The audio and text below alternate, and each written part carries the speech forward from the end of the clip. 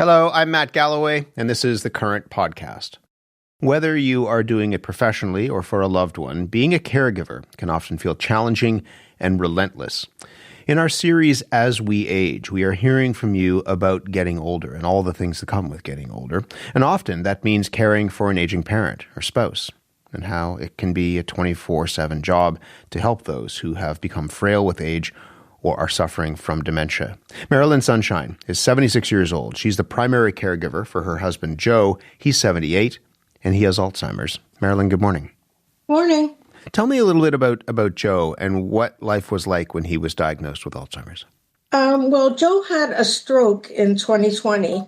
Subsequently, he had aphasia, which is loss of language mostly. He didn't have any physical disabilities. And after that, he did not improve. And we went to see a neurologist who diagnosed him with Alzheimer's, not related to the stroke. So that's about 2 years ago. And his condition is gradually getting worse. Physically, he's okay. He can manage to dress himself, feed himself, but his memory and loss of words is very frustrating for him. So I'm his permanent caregiver, and I look after all his day-to-day things that need to be done. What is that like for you as a primary caregiver?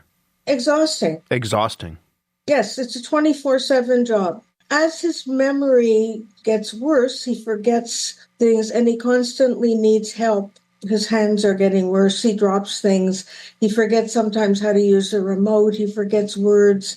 He just needs help constantly. And I need to be around him most of the time just to help him out with things that he forgets. He has started more recently to say the reverse. He'll say it's cold outside when it's hot outside. He'll say no when he means yes, and it becomes very sometimes argumentative that did you mean yes or did you mean no? Sometimes he realizes he's saying the wrong word, but often not. And it's just constant. Tell me more about the communication. You mentioned that the stroke left him with aphasia. What is it like beyond kind of confusing some words to communicate with each other? We use sign language, and I write things down. If after a couple of times he doesn't understand what I'm saying, I write things down. His reading is very good. So if it's not working, sometimes I'll write things. I'll write yes, no, and he'll point to yes.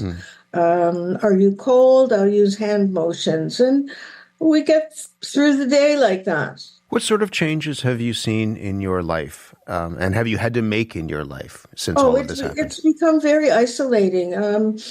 Friends mostly don't understand this illness, and it's very difficult for him socially to interact with a conversation with friends because if we're talking about something, it takes him a while to pick up the conversation. And in normal conversation, people have moved on to the next thing while he's still trying to comprehend the first. So it's become isolating and people don't understand. I mean, some do. We have some very good friends, but a lot of people have just gone by the wayside because that's how it is, I guess. And you had to move house as well, right? You're out of your house and into a condo now? We were in a 2-story house. As Joe's mobility got worse, we could see that the stairs were becoming problematic. Before he had an accident, we decided that we should move to somewhere that was safer. What kind of help do you get? I mean, is he able to go to a day-away program or things like that? He goes to a program at Baycrest twice a week that he really enjoys. He socializes with people there, and they really like him. He's a very sociable person, and sometimes he tells me about what he's done. Sometimes he forgets as soon as he leaves there. It's good for him to not be sitting in front of the TV watching Netflix. What other kind of support do you have? None. None? No. What about friends or family or anybody like that? You know what? Our kids are all busy with their own lives, and on the weekends we do see them, and they would be available if needed, but everyone's busy with their own lives, their own careers, their own families, and friends. Nobody takes them out. Very rarely he will get in touch with a friend and go out for lunch with someone. It's just our world has become much smaller. This would not be what you had planned for your retirement. We had hoped to travel and see things. And no, this was not the plan. How are you doing in all of this? Like I said, exhausted. It's constant. We went away on a vacation, not this past year, but the year before. And it was not relaxing for me because I always had to have my eyes in the back of my head to see what he was doing. He has a lot of anxiety, and he's better off, both of us think, in a at home where he has a regular schedule. I don't mean to pry, but I can imagine. I mean, no one's trained for something like this as a family caregiver, and you're thrust into it, and it can be frustrating. There must be some really difficult moments. Absolutely. When Joe first came home from the hospital after he had the stroke, I wasn't trained for how to help him with his vocabulary or his cognitive senses. Yeah, it was very, very frustrating. How do you find patience in those moments? How do I find it? I do my best. You know what? It's hour by hour, and I just do my best. Sometimes I lose my patience, and then I feel bad. It's not his fault. He loses patience with himself. That's the reality of this illness and this situation, and it's not going to get better. And you can only do your best. Yeah. Yeah. I mean, we wanted to talk to you in part because we're having these conversations about getting older and the things that we don't really talk about because we're afraid to talk about them, or we want to, pretend that it's not going to happen to us or what have you. Mm-hmm. What has this made you think about when it comes to getting older and your own aging, for example? Yeah, that's one of my fears, is that something happens to me and I can't look after him. I'm concerned more about what happens to me based on who's going to look after him and how he's going to be taken care of. I've already told him sort of in a joking manner that if something happens to me, I need 2 months to train somebody for my job. Because everybody has idiosyncrasies and things he likes and things he doesn't. And that always is in the back of my head. I said at the beginning that there are a lot of people who will hear themselves in your own story. What would you say to somebody who is in a similar situation to you? Be very patient. And look after yourself. Are you looking after yourself? You know what? I have started. I've had some health issues, and I think a lot of them are related to the fact that 4.5 years, almost 5 years, I have not looked after myself as much as I should. But I'm starting to look after myself more because I can see that my health is being affected by his illness. I said to Joe one day, "You had a stroke, and I've aged 20 years." I'm really glad that you'd be willing to talk to us about this. As I said, there are a lot of people who will hear your story and hear themselves in that. I wish you the very best, and I hope you do take care of yourself in the midst of all of this. That's important as well. Thank you so much. Marilyn Sunshine is 76 years old. She's a primary caregiver for her husband, Joe. Burnout and that daily challenge of being patient are very real experiences for caregivers in the home and healthcare settings. And that's why there are efforts to try to find innovative ways to equip caregivers to better understand and help those they care for. Megan Adams is the manager of simulation and virtual learning at the Baycrest's Centre for Education and Knowledge Exchange in Aging. That's in Toronto. I went up to Baycrest to try a couple of the training simulations they offer to caregivers. We're going to dress you up in what we call a frail aging suit, and it's going to make you feel about 30 years older. It's going to make you move differently. It's going to make you change your senses a little bit, so the way that you experience the world around you feels different, feels like what someone who is older and living with frailty will experience. We'll talk more about this after I do it, but what's the point of something like this? What are you trying to teach people and instill in people? Empathy, mostly. It's the idea of experiencing something that you will not have experienced. The people we put in this are not frail older adults, so they get to embody an experience that's different from their own. And we hope that it changes the way that they approach and interact with the people they work with. I'm going to feel 30 years older? Yeah. I don't know that I want to feel 30 years older. I'm happy with the age I am now. Yeah, Too bad. Well, if we're lucky, we all get to age, and there's a difference between healthy aging and developing something like frailty, where you have physical and sensory limitations. It's hopefully not the future you'll experience, but it's what some people do experience. Suit me up. Okay, let's go. Let's go. Have a seat. Okay. So the first thing we start with is this jumpsuit, and the limbs are weighted. So you'll feel this when you go to put it on. There's weights in the arms, and in the legs. It's like this colorful orange and red jumpsuit. Yeah. If I get lost, you'll know where to find me. We won't lose you. No. This is heavy already. Yeah. Like, it's not like putting on, not that I normally put on jumpsuits, but my clothes normally aren't weighted like this unless they're, filled with stones or something like that. Well, it's the idea that as you get older and are less strong, it's harder to move your arms and your legs. Okay, have a seat.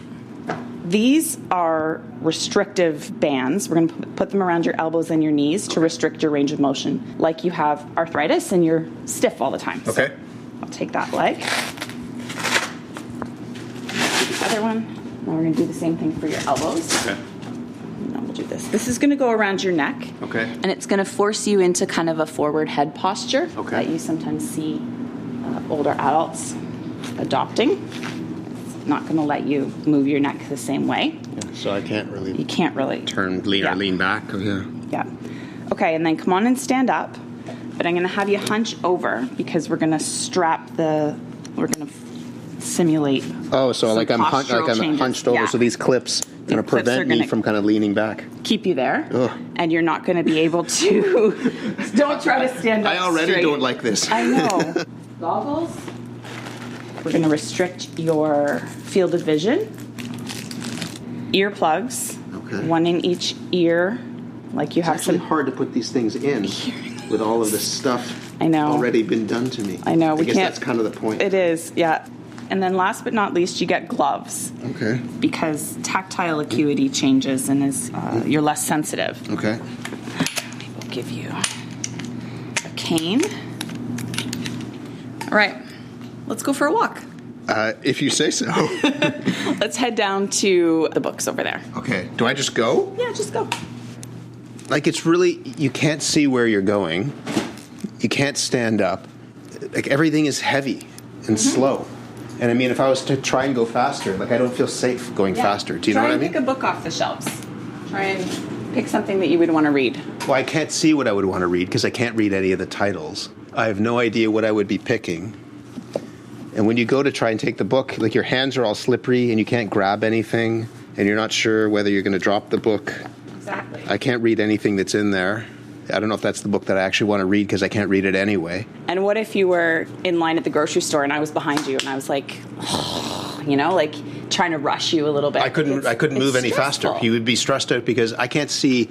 My field of vision is super narrow and limited now. Everything in front of me is gauzy and like there's Vaseline that's been smeared on my face. But you also feel like the neck thing is actually really restrictive. Your head is pushed out and the weight on your body, like it's tiring. Yeah, it is. You feel,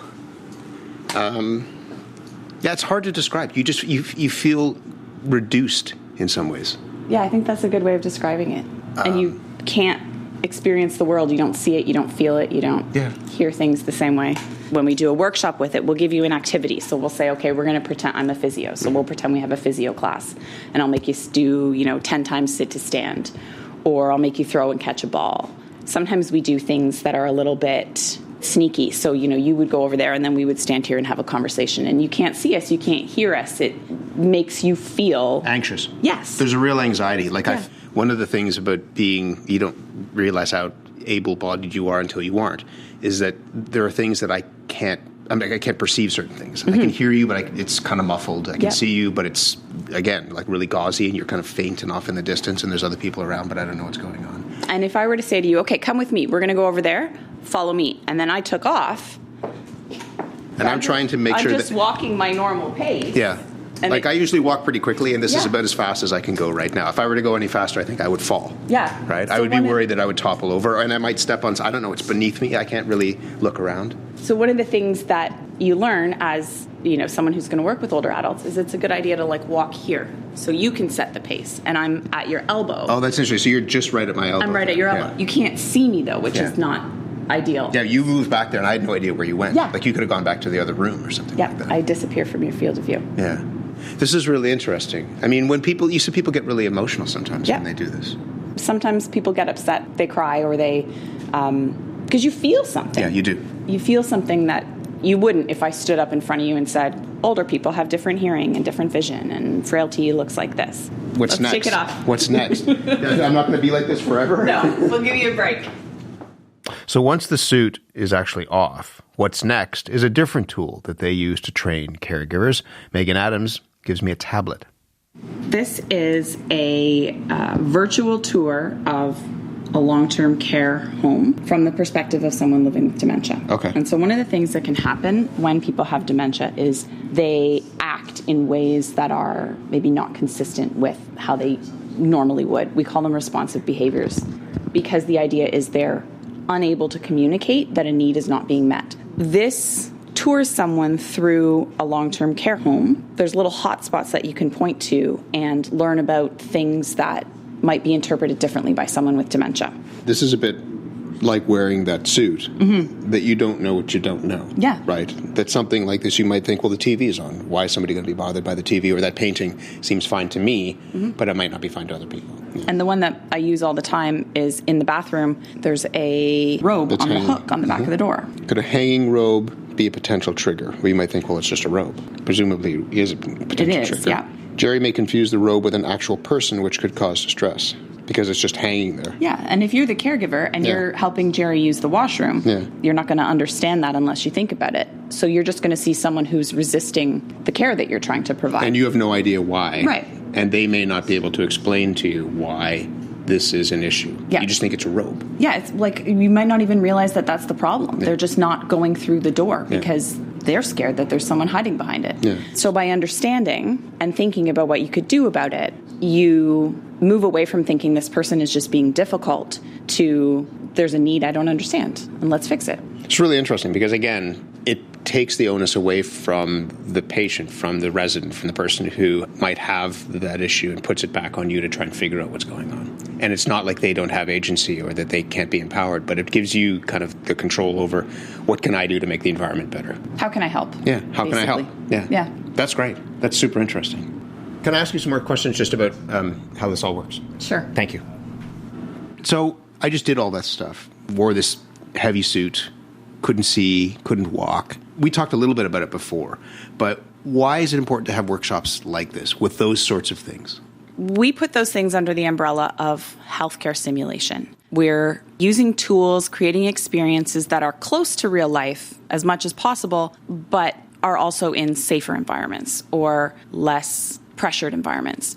And it's an opportunity for people to learn skills and apply knowledge in a way that is safe. They're not doing something new for the first time in front of a patient or a resident. There's a lot of different tools we use in health professions education, but that's the value of simulation. What do you hope somebody would learn from wearing that suit? We tend to use it for empathy building, perspective. I hope when people take it off, they think or they say, I feel differently, I think about things differently now than I did before I put that on. I had a sense of relief when I took it off as well. Do you know what I mean? Mm-hmm. Like I had a sense of feeling things that I restrictions that I didn't expect, but also getting those removed felt like, okay, I'm back to myself in some ways.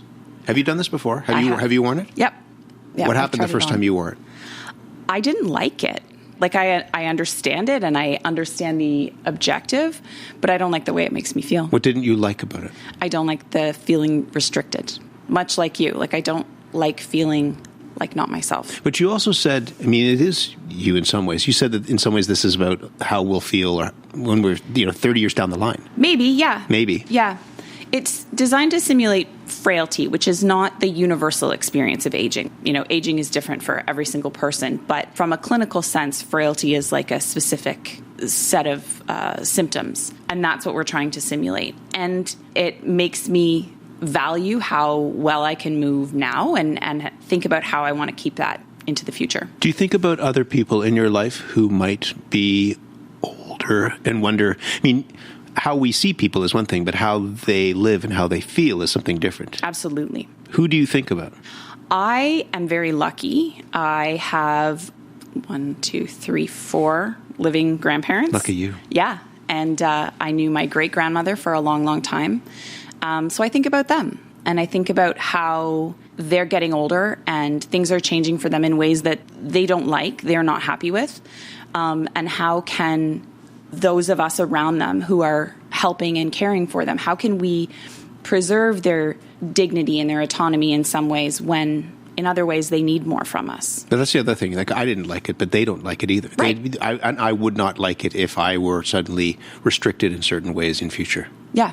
You talked about empathy a couple of times. Yep. Why that word? I mean, there's perspective. That's Yep. one thing. But empathy is something different. I think of empathy as like you're not feeling bad for someone. You are understanding their experience, in this case, in a very visceral way. And you feel a little bit of what a frail older adult feels. Do you think in a healthcare setting where, I mean, it doesn't matter whether you're looking at elder care, senior care, whether you're looking at, primary care, emergency departments, it feels like the system is being pulled in a million different Yes. directions all at the same time. What does that do to our ability to cultivate empathy? Makes it hard. It makes it really hard when you're being asked to do more with less. It's hard because it requires that you step back and you think about an experience that's different than what you're having in the moment. So we have to be intentional about giving people opportunities to do that, to step back from the constant day-to-day rush and connect with why they're in the careers that they're in. Like, people are in healthcare because they value caring and working and helping other people. It's a helping profession. So we try to be intentional about giving people opportunity to reconnect with that. If we don't have that, I mean, we're sitting here in this office and you can see people going by. Mm-hmm. People are out for walks. People might be caregivers are pushing somebody in a wheelchair, what have you. If you were always thinking, I have somebody else that I have to see, and what time is it? And I need to, because we have other people and we have other people. What happens to that care if that empathy isn't there? Yeah, it changes it. And we've done a lot of work with, we call it relationship-centered care. And there's a model of care that we're pioneering and a education experience to help staff adopt that type of model, where you value the relationships between staff members and between residents and family members and everybody involved in a particular community. That becomes the priority rather than did you complete your checklist for the day. And it's challenging. It's a shift for people to move in that direction. But we're finding that as we help them learn to work in that way, it changes all kinds of things. It changes the resident experience, the family member experience. Staff feel better about the work that they're doing. There's a lot of value in kind of trying to steer away from a checklist. That sounds like a big change. I mean, yep. We talk about systems changing in healthcare, but that sounds like a big change. I mean, that's money, that's people, that's time, but it's also a value kind of proposition, right? What do we value in healthcare? Yeah. And what do we value in care? And the care has got to be empathy-based. That seems like a fundamental shift in some ways. It is. And that's possible? It is possible. It's happening over at the terraces. Yeah.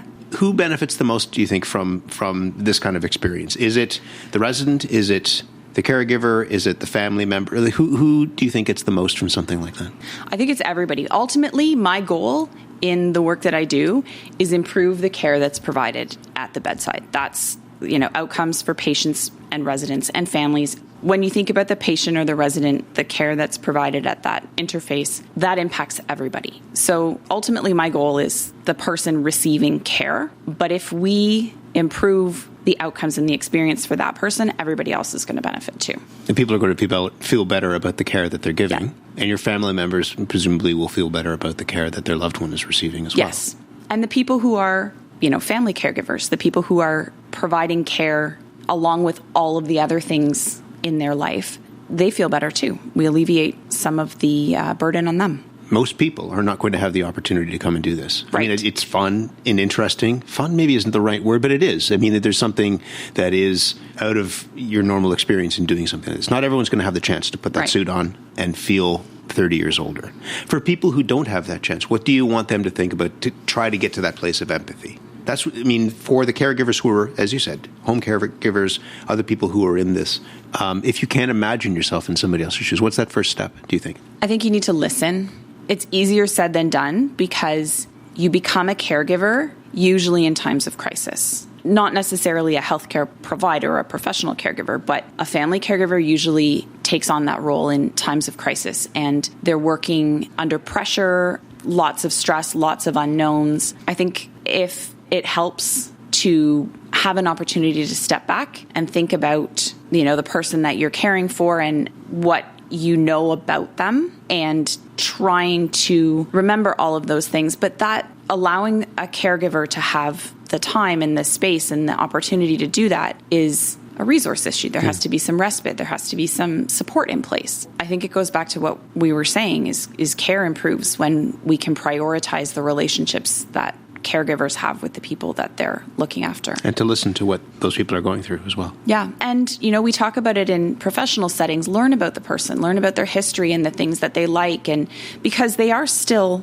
a person, they're a person with dementia, but they're a person and they have preferences and histories and families and wonderful, rich life stories. And if you can connect with that, you connect with the person that's still there. What do you get out of this work? I love the work that I do. It's really rewarding to work with healthcare professionals who are so dedicated and who are working so hard, because everyone in the system is these days. The ultimate goal of my work is to make things better for the people receiving care. And I think that's something that I feel is really important. So it's personally rewarding too. Thanks for doing this. I really appreciate it. This is, again, unless you have a time machine, you don't get to go ahead 30 years and experience what life might be like.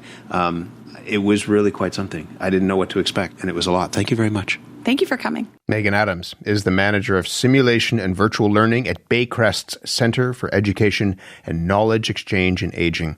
That's in Toronto. We will continue our series As We Age over the next few weeks. We're talking about getting older and what that means for all of us. We're working on a range of stories, including about solo aging, divorce in later years, facing money troubles, finding the humor in growing old. If you want to share your own experience with us about getting older, you can email us, thecurrent@cbc.ca.